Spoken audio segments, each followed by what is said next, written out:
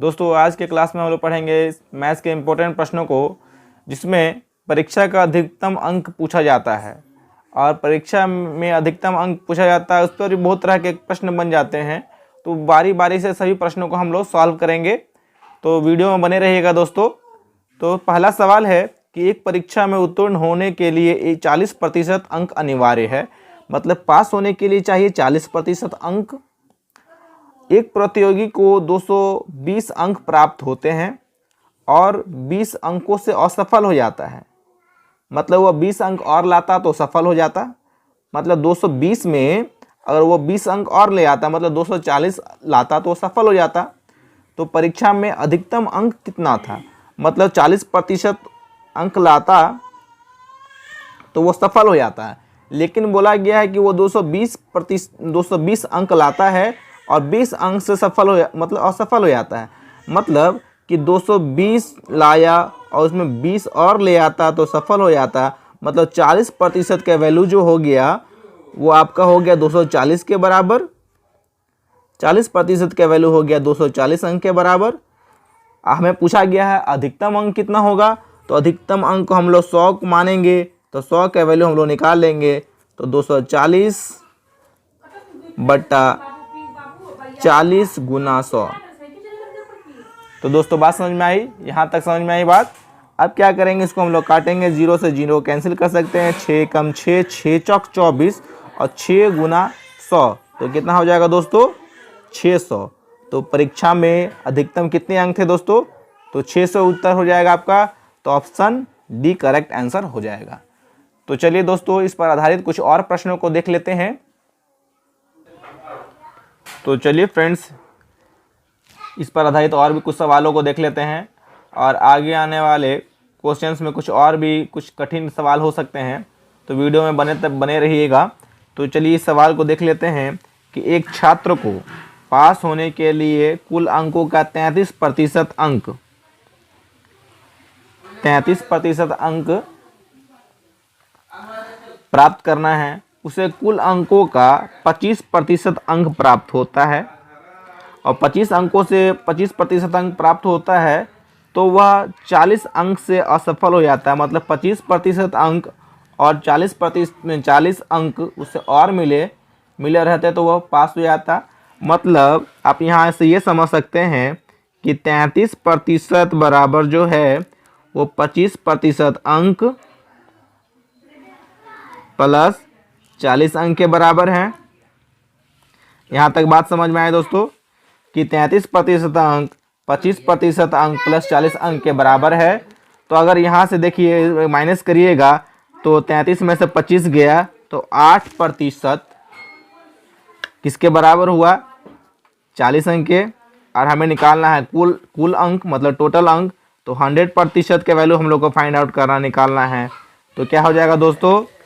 40 बट्टा 80 गुना 100 हो जाएगा। तो 8 एकम 8, 8 5 40, 5 गुने 100 करेंगे तो दोस्तों क्या हो जाएगा? 500।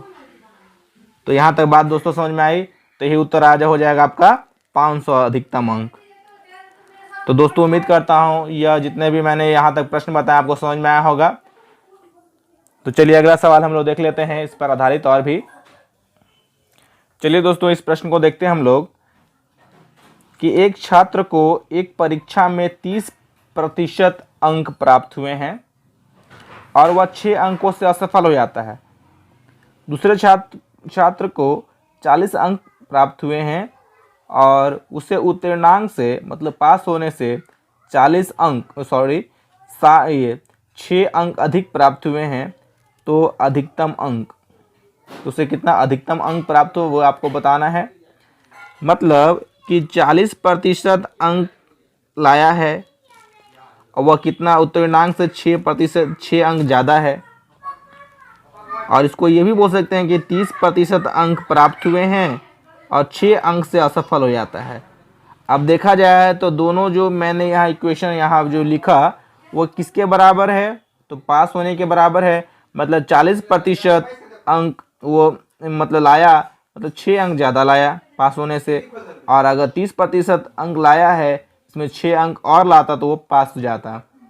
अगर इसका मतलब कि 10% का वैल्यू आपका कितना हो गया, तो 10% का वैल्यू हो गया 12 अंक सॉरी, और यहाँ 100% का अंक क्या हो जाएगा, तो 12/10 गुना 100। इसको हम लोग काटेंगे तो क्या हो जाएगा दोस्तों, तो 0 से 0 कैंसिल हो जाएगा, मतलब 120 अंक।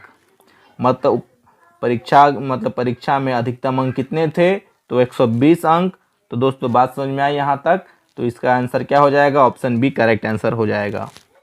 चलिए फ्रेंड्स, अगला सवाल देखते हैं कि किसी प्रतियोगी को एक परीक्षा में 20 अंक प्राप्त होते हैं और वह 30 अंकों से असफल हो जाता है, लेकिन दूसरा प्रतियोगी को 32 अंक प्राप्त होते हैं और उत्तीर्णांक से 42 अंक अधिक प्राप्त होते हैं। तो उत्तीर्ण अंक का प्रतिशत हम लोग को यहाँ फाइंड आउट करना है। देखिए दूसरा प्रतियोगी क्या है, वो लाता है 32% अंक प्राप्त करता है और 32% अंक प्राप्त करता है, लेकिन उत्तीर्णांक से कितना अधिक है, ये 42 अधिक है। और दूसरा क्या है कि 20% अंक प्राप्त करता है, लेकिन वह 30 अंकों से असफल हो जाता है। अगर वह 30 अंक और लाया रहता तो वो सफल हो जाता। ठीक है, यहाँ भी वही सिचुएशन है कि 42 अधिक लाता है, मतलब 42 कम लाता है तो वो भी फिर भी पास हो जाता है। मतलब ये आपका यहाँ तक बात समझ में है आपको। अब देखिए इसमें क्या हो सकता है, उसको हम लोग समझ लें कि अगर इधर से लाएंगे तो हो जाएगा आपका 10%, 32 में से 20 गया तो यहाँ हो जाएगा आपका 12% का वैल्यू हो गया आपका 72। 40 इधर चला जाएगा तो 30 + 42। चलिए एक बार और देख ही लेते हैं। सॉरी, यहाँ क्या हो जाएगा 30 + 42, तो यहाँ क्या हो जाएगा 72। मतलब 12% का वैल्यू क्या हो गया 72। हमें निकालना है उत्तीर्णांक। तो मान लीजिए उत्तीर्णांक ये है, हम लोग दोनों में से किसी को भी ले सकते हैं। तो उत्तीर्णांक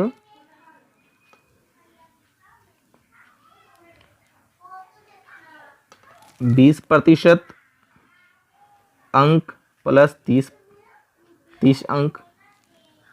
तो हमको यहाँ फाइंड आउट करना है 30 अंक को क्या करना है, हमें यहाँ 30 अंक को दोस्तों क्या करना है, प्रतिशत में व्यक्त करना है कि कितना % होगा।